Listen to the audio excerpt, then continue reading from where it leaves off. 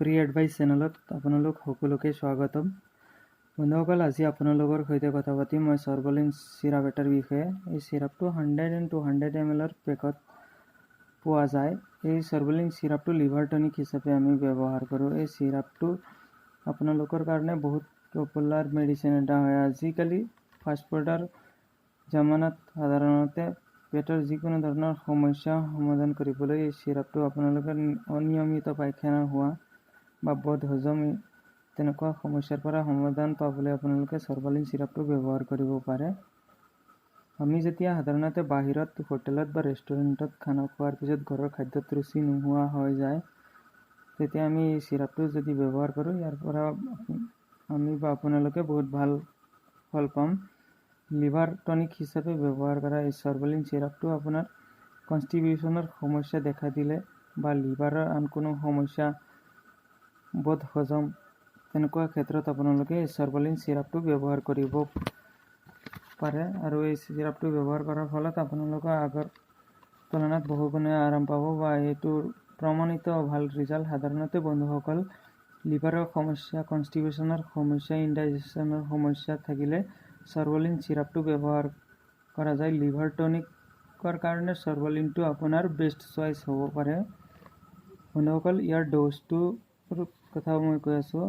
এইটো প্ৰাপ্তবয়স্কৰ এজন লোকে 10 ml দিনে দুবাৰ মেইন আহাৰ খোৱাৰ 10 মিনিট আগত পানীৰ সৈতে মিহলাই খাব। আৰু এইটো বাচ্চাৰ কাৰণে 5 years oldৰ ওপৰৰ বয়সৰ বাচ্চাৰ কাৰণে এইটো আপোনালোকে 5 ml দিনে দুবাৰ খোৱাৰ আগত পানীৰ লগত মিহলাই খুৱাব।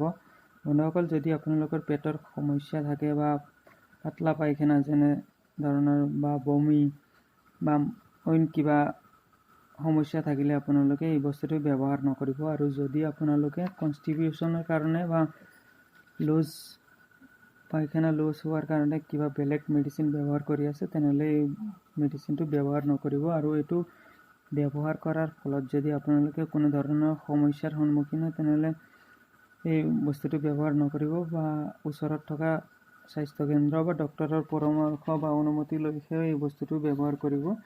সাধাৰণতে ইয়াৰ ছাইড এফেক্ট খুবেই কম হয়। 100ৰ পৰা 1% মানুহৰ এই সমস্যাটো কেতিয়াবা দেখা যায়, তেনেহ'লে আপোনালোকে এই বস্তুটো ব্যৱহাৰ নকৰিব। আৰু এই বস্তুটো যিসকল মানুহৰ চুগাৰ আছে বা চুগাৰৰ পেচেণ্টে এই বস্তুটো ব্যৱহাৰ নকৰিব। আৰু গৰ্ভৱতী মহিলাই এই সৰ্বলিন চিৰাপটো কেতিয়াও নাখাব। আৰু এই চিৰাপটো বা যিকোনো মেডিচিন ব্যৱহাৰ কৰাৰ আগত আপোনালোকে ডক্তৰৰ পৰামৰ্শ লৈহে ব্যৱহাৰ কৰিব। আৰু এনেধৰণৰ সমস্যা যদি দেখা যায়, তেনেহ'লে নিশ্চয় আপোনালোকে ডক্তৰৰ অনুমতি লৈহে বস্তুটো ব্যৱহাৰ কৰিব। চুগাৰ থকা পেচেণ্টে এইটো আৰু গৰ্ভৱতী মহিলাই এই বস্তুটো কেতিয়াও ব্যৱহাৰ নকৰিব। যদি আপোনালোকৰ পায়খানাৰ লগত তেজ ওলাই বা তেনেকুৱা ধৰণৰ সমস্যা থাকে, আপোনালোকে এই বস্তুটো ব্যৱহাৰ নকৰিব।